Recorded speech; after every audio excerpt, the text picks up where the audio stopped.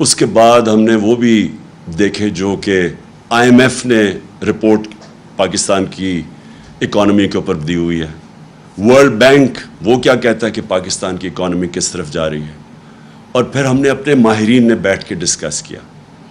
تو میں نے اس لیے آج فیصلہ کیا آپ سے بات کرنے کا کہ مجھے اب یہ خوف آ رہا ہے کہ یہ حکومت کے پاس اب کوئی طریقہ نہیں ہے کہ اس معیشت کو گرنے سے روکنے کا.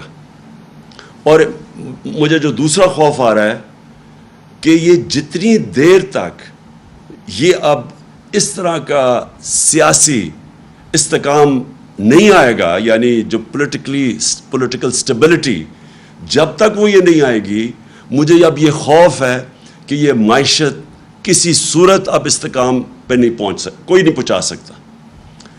جو اس وقت حکومت بیٹھی ہوئی ہے اس کی کریڈیبلٹی نہ پاکستان کے اندر رہی ہے نہ باہر رہی ہے. ان کی خاص طور پہ جو پاکستان کی فائنینشیل مارکیٹس ہیں ان کے اندر کوئی کریڈیبلٹی نہیں رہی. انہوں نے جو ساری قوم کو کہا تھا کہ جیسے ہی IMF کا فیصلہ ہو جائے گا تو ایک دم اکانومی سٹیبلائز ہو جائے گی, روپیہ بھی گرنے سے رک جائے گا بلکہ روپیہ مضبوط ہوتا جائے گا. ساری قوم کے سامنے آج حالات ہیں.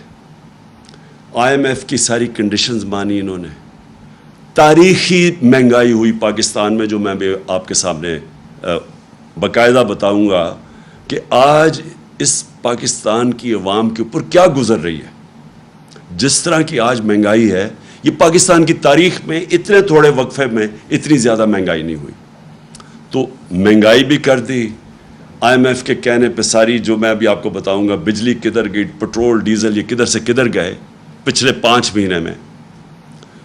IMF کا پروگرام بھی آ گیا, لیکن روپیہ ابھی بھی گر رہا ہے اور یہ گرتا رہے گا جب تک کہ اس ملک کے اندر پولیٹیکل سٹیبلٹی نہیں آتی.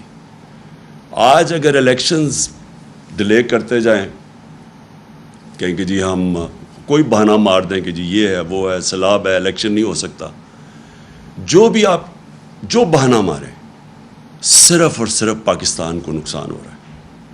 اگر کوئی یہ سمجھتا ہے کہ ہمیں نقصان ہو رہا ہے, الیکشنز ابھی نہیں ہو رہا ہے, تو میں اپنی ساری قوم کو کہنا چاہتا ہوں, یہ میں دعویٰ کرتا ہوں, 70 سال میری عمر ہونے والی ہے انشاءاللہ اگلے مہینے.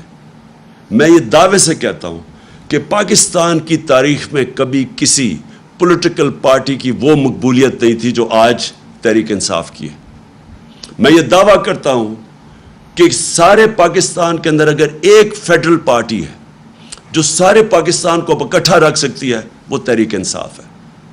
پورے حربے استعمال کیے جا رہے ہیں یہ لوگ جو اوپر بیٹھے ہوئے ہیں, یہ جو اس ملک کے بڑے بڑے مجرم اوپر بیٹھے ہوئے ہیں. 60% کیبنٹ ضمانت کے اوپر ہے. پرائم منسٹر کو سزا ہونے والی تھی یہ FIA کیس کے اوپر. یہ وہ لوگ اوپر جو بیٹھے ہوئے ہیں, ان ساروں کو اب سمجھ آ گئی ہے کہ یہ جو تحریک انصاف کی مقبولیت ہے اب اس کو مقابلہ نہیں کر سکتے. لہٰذا یہ کر کیا رہے ہیں کہ بجائے ملک کا سوچنے کے, سوائے اپنے کرپشن کیسز خارج کروانے کے لیے, اور ساروں نے مل کے وہ جو 1100 ارب روپیہ انہوں نے جو امینڈمنٹ کیا نیب پہ, اس سوائے اس کی فکر کرنے کی ان کے پاس کوئی حل نہیں ہے پاکستان کی یہ معیشت کو اور ملک کو سدھارنے کا. میں آج آپ کے سامنے یہ جو دعویٰ کرتے ہیں کہ جی ہمیں بہت بڑا مشکل پاکستان ملا, ہمیں تو پتہ نہیں بارودی سرنگیں مل گئیں.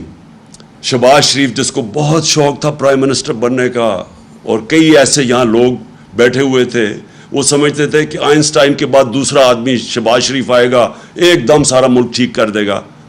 وہ سب کو آج میں یہ کہہ رہا ہوں کہ یہ جو کہہ رہے ہیں کہ سارا کچھ ہمارے پہ ڈال رہے ہیں, میں آج آپ کو اسٹیٹکس سے بتاتا ہوں, فیکٹس اور فگرز سے, اعداد و شمار سے بتاتا ہوں کہ ہمیں کون سا پاکستان ملا تھا 2018 میں, یہ جو نون لیگ چھوڑ کے گئی تھی, اور ان کو کون سا پاکستان ملا تھا. یعنی ہم جب گئے تھے اپریل میں تو تب پاکستان کے کیا حالات تھے. یہ کہتے ہیں نا بہت برے حالات تھے. جب 2018 میں جب ہمیں پاکستان ملا تھا تو جو ہمارے ریزروز تھے, جو اصل مسئلہ بھی اپنی قوم کو بتا دوں, مسئلہ کیا ہے؟ مسئلہ یہ ہے کہ بیرونی خسارہ ہے, جس کو کہتے ہیں کرنٹ اکاؤنٹ ڈیفیسٹ. جتنا آپ کا بیرونی خسارہ بڑھتا جاتا ہے, آپ کو اپنے ریزرو سے پیسے دینے پڑتے ہیں, ریزروز کم ہوتے جاتے ہیں, اور جیسے جیسے ریزروز کم ہوتے جاتے ہیں روپے پہ پریشر پڑ جاتا ہے, روپیہ گرنا شروع ہو جاتا ہے, ڈالر مہنگا ہونا شروع ہو جاتا ہے. جب ڈالر مہنگا ہوتا ہے تو جو بھی چیزیں آپ باہر سے خریدتے ہیں وہ سب مہنگی ہو جاتی ہیں. جس میں تیل ہے وہ آپ باہر سے خریدتے ہیں, وہ بجلی, کیونکہ بجلی کے اندر بھی جو فیولز ڈالتے ہیں, کوئلہ یا گیس باہر سے خرید کے یا پھر تیل ڈالتے ہیں, وہ ساری مہنگی ہو جاتی ہیں. تو سب کچھ مہنگا ہو جاتا ہے جیسے جیسے آپ کا روپیہ گرنا شروع ہوتا ہے. تو لہٰذا سب سے امپورٹنٹ چیز ہوتی ہے کہ آپ کا جو بیرون ملک خسارہ, کرنٹ اکاؤنٹ ڈیفیسٹ, وہ کنٹرول میں ہو. اب یہ جب ہمیں ملا تھا پاکستان کی تاریخ کا سب سے بڑا بیرونی خسارہ تھا, 20 ارب ڈالر کا خسارہ تھا. ان کو یہ کہتے ہیں نا بڑا مشکل وقت ملا تھا. ان کو جب اپریل میں جو انہوں نے سازش کر کے ہماری گورنمنٹ گرائی, تو ان کو جو کرنٹ اکاؤنٹ ڈیفیسٹ ملا تھا, بیرونی خسارہ, وہ تھا 16 ارب ڈالر. اب یہ سمجھنا ہے, ہمیں 20 ارب ڈالر ملا, ان کو 16 ارب ڈالر ملا. ہمیں جو ان کی ووٹ آف نو کانفیڈنس سے پہلے ہم نے کتنا ادھر سے, جدھر ہمارے ریزروز یہ جو چھوڑ کے گئے تھے 9.8 پہ, جب ووٹ آف نو کانفیڈنس انہوں نے درج کروایا, جس کی اس کے بعد سیاسی ہماری انسٹیبلٹی ہونی شروع ہو گئی, تو 16.2 ارب ڈالر کے ہمارے ریزروز تھے. پھر سے یہ جب چھوڑ کے گئے تھے پاکستان 9.8 تھا.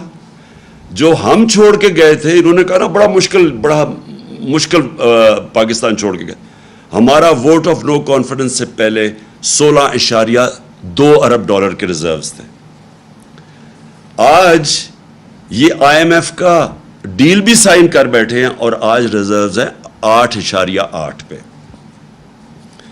اس کے بعد جو اب آپ کا جب بیرونی خسارہ ہوتا ہے تو آپ کیسے وہ کم کرتے ہیں؟ اب کیسے کم کرتے ہیں؟ دو ہماری بڑی چیزیں, ایک ہم ایکسپورٹ کرتے ہیں تو وہ ڈالرز آتے ہیں, اور دوسرا بیرون ملک پاکستانی ہمیں ریمیٹنسز بھیجتے ہیں, وہ جو پیسہ بھیجتے ہیں. یہ جب چھوڑ کے گئے تھے تو یہ یاد رکھیں 20 ارب ڈالر کا خسارہ, لیکن ریمیٹنسز کتنی تھی اوورسیز؟ 19 ارب ڈالر کی, اور ان کی ایکسپورٹس کتنی تھی؟ 24 ارب ڈالر کی. ہم جب چھوڑ کے گئے 20 سے کم خسارہ کیا, 4 ارب ڈالر کم کیا 16 پہ, لیکن ہماری آمدنی کدھر پہنچ گئی؟ 19 ارب ڈالر سے ہماری ریمیٹنسز گئی 31 ارب ڈالر پہ. 12 ارب ڈالر کی ہم نے مزید اور آمدنی کی, یعنی ہمارے پاس زیادہ پیسے کیے اپنے یہ قرضے واپس کرنے کے لیے. اور دوسرا ہماری ایکسپورٹس یہ 24 ارب پہ چھوڑ کے گئے تھے, 32 ارب ڈالر پہ ہم ایکسپورٹس لے کے گئے. تو ہم نے ملک میں زیادہ ڈالرز بھی لے کے آئے اور ہمارا خسارہ بھی کم تھا. میں یہ اس لیے کہہ رہا ہوں کہ بار بار پروپیگنڈا کیا جاتا ہے جی بڑا مشکل ہمیں ملک چھوڑ کے گئے. یہ وہ ملک چھوڑ کے گئے تھے, ہمارے لیے ان سے زیادہ مشکلات تھی. ہم نے وہ ملک ہمیں ملا, پہلے تو خسارہ سب سے بڑا, اس کے بعد ہم نے وہ سٹیبلائز کیا, اس کے بعد کرونا آ گیا. 2 سال کووڈ-19 دنیا کا ایک صدی کے اندر ایک دفعہ اتنا بڑا بحران آتا ہے. 2 سال ہم اس بحران سے بھی گزرے. ہمیں یہ اب سیلاب کا ان کا بحران آیا ہوا ہے, یہ جو خاص طور پہ سندھ میں اور خیر سارے قوم کا ہے اس وقت مشکل وقت سے. لیکن ذرا ان کا اب رسپانس دیکھیں اور ہمارا رسپانس دیکھیں. جو ہمارا کووڈ-19 کا بحران آیا تھا, دنیا نے ایکنالج کیا کہ پاکستان وہ 3 ٹاپ ملکوں میں تھا جس نے سب سے بہترین اتنا بڑا کرائسس کا مقابلہ کیا. ہم نے کیا کیا انسینٹیوز دیے, ہم نے کیسے اپنے لوگوں کو ان کا روزگار بچایا, ہم نے کیسے کنسٹرکشن انڈسٹری کو انسینٹیوائز کیا, ہم نے کیسے بڑی کمپنیز کو قرضے دیے تاکہ وہ لوگوں کو بے روزگار نہ کرے. سارے برِ صغیر میں جس ملک میں نے سب سے زیادہ روزگار دیا کووڈ-19 کے بعد وہ پاکستان تھا, اور یہ ورلڈ بینک کی رپورٹ ہے. تو پہلے میں صرف یہ آپ کو بتانا چاہتا تھا کہ یہ جو کہتے ہیں نا کہ بڑا مشکل وقت تھا, اگر یہ ہوتے جس طرح کا کرونا کا جو اتنا بڑا بحران آیا تھا, اگر یہ ہوتے, یہ تو سارے کہہ رہے تھے ملک کو لاک ڈاؤن کر دو, اور انہوں نے ابھی تک جو ان کا رسپانس آیا ہے اس کے اوپر, سیلاب کے اوپر, ان کے پاس تو کوئی پلان ہی نہیں ہے ابھی تک. کسی کو کوئی روڈ میپ ہی نہیں نظر آ رہا. صرف ایک ہی روڈ میپ نظر آ رہا ہے کہ پیسے مانگ رہے ہیں دنیا سے کہ جی ہمیں کسی طرح پیسے دے دو. وہ جو سیکرٹری جنرل یونائٹڈ نیشنز کا آیا تھا اس کا وہ کپڑا ہی, وہ بازو ہی نہیں چھوڑ رہا تھا شہباز شریف کو کہ پیسے مل جائے. ان کے پاس تو اور کوئی پلان ہی نہیں نظر آ رہا. کیا یہ ملک کو آرگنائز کر رہے ہیں, کیسے ڈیل کر رہے ہیں. دوسری چیز, جب ہم چھوڑ کے گئے تھے, بلکہ جب ووٹ آف نو کانفیڈنس آیا تھا, تو ایکسچینج ریٹ پاکستان کا جو روپیہ تھا 178 روپے کا ڈالر تھا جب ووٹ آف نو کانفیڈنس انہوں نے کیا. آج ہے 236 روپے کا. کون سا اتنا قیامت آئی تھی کہ 178 روپے سے 236 پہ پہنچ جائے. اس کے بعد میں ذرا قوم کو اب بتا رہا ہوں کہ بجلی کتنی تھی. 16 روپے یونٹ تھی جب ہم چھوڑ کے گئے ہیں. 16 روپے یونٹ بجلی تھی. آج انہوں نے وہ بجلی پہنچا دی ہے 36 روپے پہ, اور اس کے اوپر جب ٹیکس لگتے ہیں تو لوگوں کے پاس جو بل آ رہے ہیں وہ دگنے سے بھی زیادہ آ رہے ہیں, اور یہ ہر انسان کو ہٹ کر رہا ہے. یہ عام سفید پوش کو بھی ہٹ کر رہا ہے, یہ انڈسٹری کو بھی ہٹ کر رہا ہے, یہ ٹیوب ویل پہ بھی ہٹ کر رہا ہے. یہ ہر جگہ اس وقت یہ جو بجلی کے انہوں نے بڑھائے ہیں دگنی سے بھی زیادہ کر دی. اس کے علاوہ لوڈ شیڈنگ ہے, یعنی ایک تو بجلی مہنگی ہو گئی, اس کے علاوہ لوڈ شیڈنگ. کدھر گئی بجلی؟ یعنی بجلی غائب تو نہیں ہوگی. مقابلہ کا موازنہ کر لیں ہمارے میں اور ان کے دور میں کہ بجلی کتنی تھی. اب پیٹرول, میں بڑی بڑی چیزوں کی بات کر رہا ہوں جو کہ عام آدمی کو ہٹ کرتی ہے. جب ہماری حکومت تھی, عالمی منڈی میں تیل کتنے کا بک رہا تھا؟ $103 کا. عالمی منڈی میں $103 کا تیل مل رہا تھا, اور ہم کس قیمت پہ پٹرول دے رہے تھے؟ 150 روپے لیٹر. ہم کس قیمت پہ دے رہے تھے ڈیزل؟ 146 روپے لیٹر. آج کتنا ہے؟ آج عالمی منڈی کے اندر تیل $103 سے آ گیا $93 پہ. $10 کم ہو گیا. اور یہ کتنے پہ دے رہے ہیں آپ آج ڈیزل اور پٹرول؟ ڈیزل دے رہے ہیں 146 روپے. 100 روپیہ مہنگا ہو گیا ہے 146 روپے لیٹر پہ. اور پٹرول دے رہے ہیں 236 روپے لیٹر. انٹرنیشنل منڈی میں کم ہو گیا ہے, لیکن یہ پٹرول 150 سے گیا ہے 236, ڈیزل 146 سے گیا ہے 248 پہ. اور گیس کی قیمتیں ابھی بڑھ رہی ہیں, اور IMF کہہ رہا ہے کہ یہ 250% بڑھیں گی سردیوں تک. جو عام آدمی کو اس وقت سب سے زیادہ تکلیف ہو رہی ہے وہ آٹا ہے. آٹا دگنا ہو گیا. 1 کلو آٹا 50 روپے ہمارے دور میں 1 کلو آٹا تھا. آج وہ کراچی کے اندر 100 روپے لیٹر سے اوپر چلا گیا. 5 مہینے کے اندر یہ سب کچھ ہوا ہے. میں سوال یہ پوچھتا ہوں کہ کیا ہوا 5 مہینے میں کہ وہ کدھر سے کدھر قیمتیں چلی گئی ہیں. میں آپ کے سامنے بتا رہا ہوں, اور یہ صرف ساری چیز اور قیمتیں لے لیں. چاول گئے ہیں 100 روپے سے 225 روپے پہ. دالیں گئی ہیں, جو عام آدمی, میں صرف وہ باتیں کر رہا ہوں جو عام آدمی جس کے اوپر رہتا ہے, 225 روپے سے 360 रुपए पे गई हैं दालें। जो घी है, पाम ऑयल जो हम हमारे ज़माने में इंपोर्ट करते थे वो $1700 था, आज वो नीचे आके $1000 पे आ गया है। कम हो गई आलमी मंडी में जो हम इंपोर्ट करते हैं पाम ऑयल।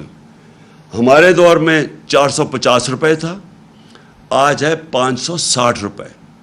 मैं फिर से वो कह रहा हूँ, वो जो चीज़ें आम आदमी इस्तेमाल करता है। इन्फ्लेशन, ये जो सबसे इसकी जो फिगर है जिसको कहते हैं सेंसिटिव प्राइस इंडेक्स, अप्रैल के अंदर 18% थी जब हम छोड़ के गए, आज है 45%। सारा इन्होंने हमारे ऊपर कैंपेन चलाई कि बहुत महंगा हो गया पाकिस्तान, महंगाई हो गई, लोगों का गुजारा मुश्किल है। साथ मुझे अफसोस से कहना पड़ता है कि इनका पेड मीडिया, लिफाफे, मीडिया हाउसेस जो इस कैंपेन और प्रोपेगेंडा में शामिल थे, उन्होंने हर रोज़, आप उठा के देखें अखबार, हर रोज़ अखबार में पढ़ो कि जी ये महंगाई हो गई। लोग, हम कहते गए कि आलमी महंगाई है। मैं कहता गया कि दुनिया के अंदर एक कोविड-19 के बाद एक कमोडिटी सुपर साइकिल आया, दुनिया में महंगाई होगी। मैं हर जगह बताता गया। इन्होंने मुसलसल महंगाई मार्च, धरने दो, गवर्नमेंट गिराओ, ये लोगों का माशी कत्ल कर दिया। आज ये सोच लें कि ये जो सेंसिटिव प्राइस इंडेक्स है, ये सबसे ज़्यादा वो अल्लाह ने इनको एक्सपोज किया, क्योंकि इनका मकसद तो था ही नहीं, महंगाई दूर करना तो इनका मकसद था ही नहीं, वो तो एक बहाना था। इन्होंने अपने करप्शन के केसेस बचाने थे, जो 1100 अरब रुपए के 1100 अरब रुपए के इनके ऊपर करप्शन के केसेस थे, जो 60% कैबिनेट ज़मानत पे है। इनकी जनाब 18% से सेंसिटिव प्राइस इंडेक्स गई है 45% पे। ये पाकिस्तान की तारीख की सबसे ज़्यादा महंगाई है। कौन सा क़यामत आई थी? मैंने आपको बता दिया हमें क्या मिला था और इनको क्या मिला है। ये कैसे जस्टिफाई करते हैं? फिर आगे चले जाएं।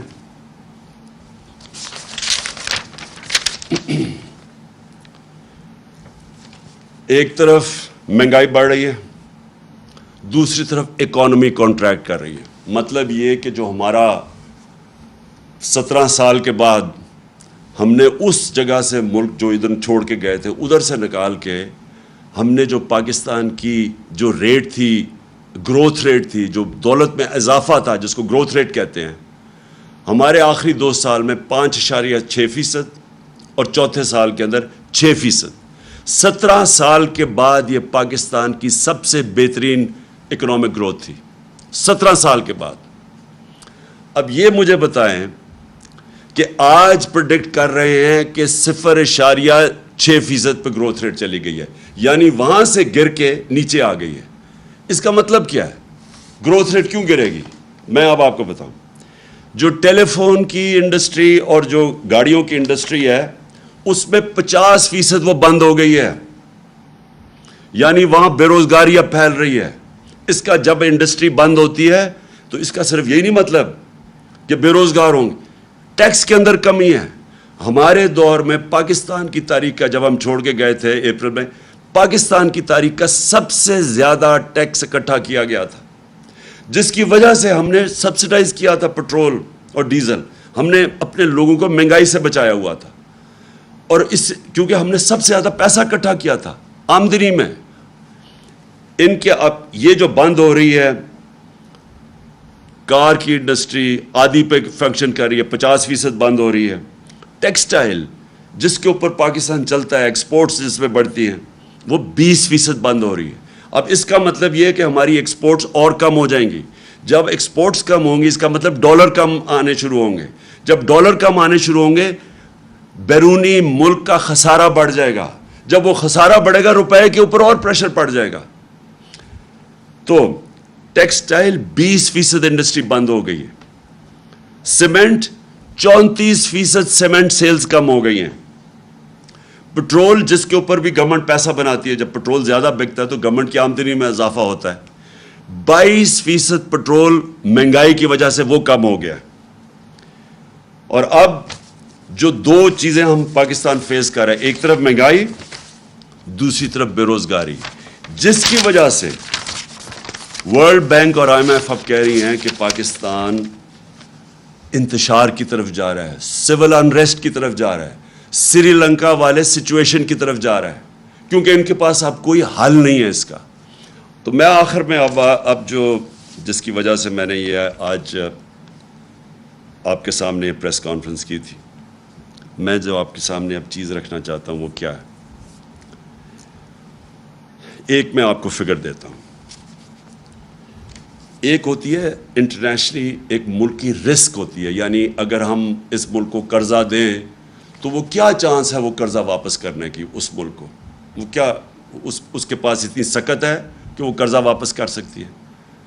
پاکستان کی جو فائنینسنگ ہے, یعنی ہمیں ہر سال, اس سال ہمیں $30 ارب ہمیں فائنینس کرنا ہے, یعنی $30 ارب کی ہم نے جو ہمارے اوپر لائبلٹیز ہیں, ہم نے جو قرضے لیے ہوئے ہیں, ان کی قسطیں ہیں, ان کے اوپر جو سود دینا ہے وہ ہے $30 ارب.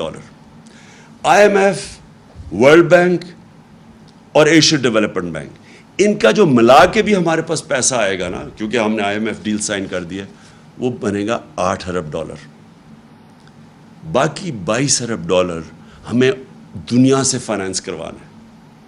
اب یہ جو میں اپنی جو مجھے خطرہ اب نظر آ رہا ہے, میں اس لیے یہ پریس کانفرنس کی ہے, جو رسک ریٹنگ ہوتی ہے نا, جو انٹرنیشنلی جو ادارے ہیں, کریڈٹ ریٹنگ ادارے ہیں, موڈیز, فچ, یہ جو ادارے ہوتے ہیں یہ ریٹ کرتے ہیں کہ اس ملک کی یہ ہمارے دور میں ہماری کریڈٹ ریٹنگ پازیٹیو تھی, جب سے ہم گئے ہیں وہ نیگیٹو پہ آ گئی ہے, یعنی کہ وہ یہ سمجھتے ہیں کہ اس ملک میں اب سکت نہیں ہے قرضے واپس کرنے کی. جب وہ یہ سمجھتے ہیں تو جو قرضے کی قیمت ہے وہ بڑھ جاتی ہے. تو اب میں ذرا آپ کو بتانا چاہتا ہوں کہ یہ جو سارا ہوا, اور میں پھر سے یہاں کہنا چاہتا ہوں کہ جو اس ملک میں طاقتور لوگ ہیں, میں نے ان کو واضح طور پہ یہ بتایا تھا کہ یہ ہم بڑی مشکل سے ہم نے اپنی معیشت کو سنبھالا ہوا ہے.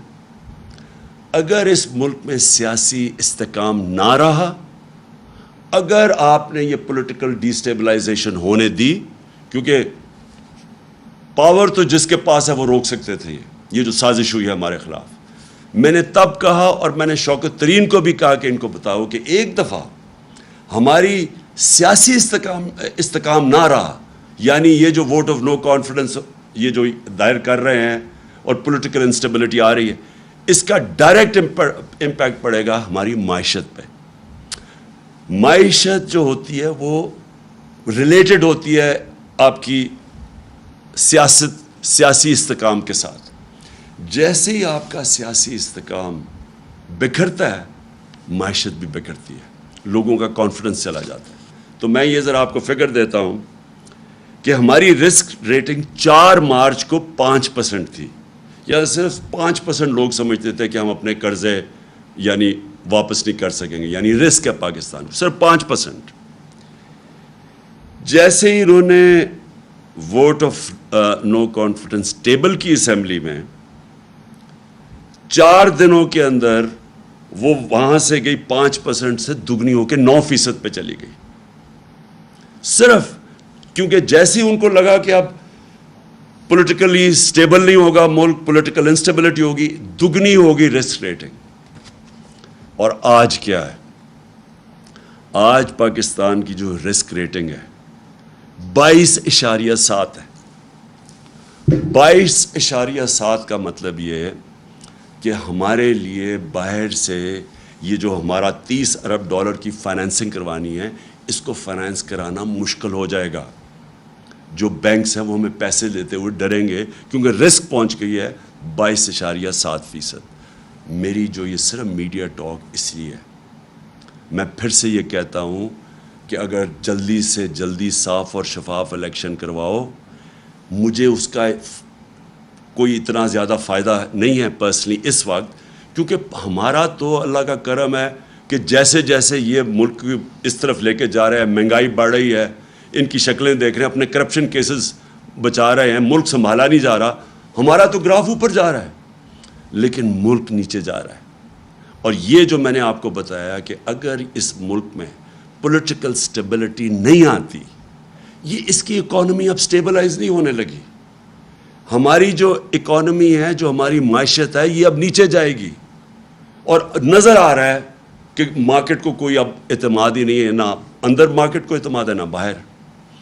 اس لیے میں آج سب کو کہنا چاہتا ہوں, اپنی قوم کو, کہ جلدی سے جلدی الیکشن کروائیں پاکستان کو اس دلدل سے نکالنے کے لیے, جس دلدل میں بڑی تیزی سے یہ امپورٹڈ حکومت ہمیں دھکیل رہی ہے. سازش تو انہوں نے کر دی, اپنے کرپشن کیسز کے اوپر تو انہوں نے آتے ساتھ ہی فیصلے کروا لیے. اب رمضان شوگر مل, ان کی اس کے تو کیس فوری لگا ہوا کہ جی اس کا کیس ختم کرو. ایف آئی اے کا جو شہباز شریف اور بیٹوں کا 16 ارب کا کیس تھا, وہ بھی 4 گواہ بھی اللہ کو پیارے ہو چکے ہیں. مقصود چپڑاسی بھی چلا گیا ہے, جو انویسٹیگیٹ کر رہا تھا ڈاکٹر رضوان, وہ بھی نہیں ہے. وہ تو ہو رہا ہے سارا کچھ, ملک کو یہ نیچے لے کے جا رہے ہیں. تو آج میں اپنی ساری قوم سے اپیل کرتا ہوں کہ یہ اس ملک کو اگر ہم نے مزید اس دلدل سے نکالنا ہے, اس طرح کی مہنگائی سے بچانا ہے جس طرف جا رہی ہے چیزیں مہنگی. آئی ایم ایف نے کہا ہے کہ ابھی بجلی اور مہنگی ہونے والی ہے, ان کی رپورٹ میں ہے. ہم نے اپنے ملک کو انتشار سے بچانا ہے. فوری طور پہ صاف اور شفاف الیکشن اناؤنس کیے جائیں. جتنی یہ دیر کرتے جائیں گے بحران بڑھتا جائے گا, اور پھر سے مجھے خوف ہے کہ ایسا نہ وقت آ جائے کہ سب کے ہاتھ سے یہ نکل جائے. میں آخر میں صرف ایک چیز سے ختم کرتا ہوں کہ بجائے اس کے کہ ہم صبر سے یہ ساری, جس طرح کہ ہمیں دیوار سے لگایا جا رہا ہے, کیسز کی بارش ہوئی ہے, کبھی دہشت گردی کا کیس اور کبھی کوئی کیس, اور ہر دوسرے دن کوئی نئی ایف آئی آر, اور جو ہمارے لوگوں کے اوپر دبایا جا رہا ہے. میڈیا ہاؤسز, میڈیا کے اندر جو صحافی جو لگتا ہے کہ ہمیں سپورٹ کر رہے ہیں, ان کے پیچھے پڑے ہوئے ہیں. اس سے ملک نہیں سدھرنے لگا. اگر کسی کا خیال ہے کہ یہ فیشسٹ ٹیکٹکس سے یہ کسی طرح یہ زیادہ دیر ٹھہر جائیں گے, یہ ملک کو ہی نقصان پہنچا رہے ہیں. کوئی نہیں روک سکتا اس ملک میں انتشار کو اگر اسی طرح یہ چلتے رہے. اور میں دیکھ رہا ہوں جس طرح دیوار کے لگایا جا رہا ہے. میں آج صرف اس چیز پہ ختم کرتا ہوں کہ یہ زیادہ دیر اب ہمارا صبر نہیں رہے گا. اگر یہ اسی طرح چلتے رہے اور ملک کو اسی طرح نیچے لے جاتے رہے تو ہمیں پھر ایک کال دینی پڑے گی اپنی عوام کو. پاکستان پائندہ باد.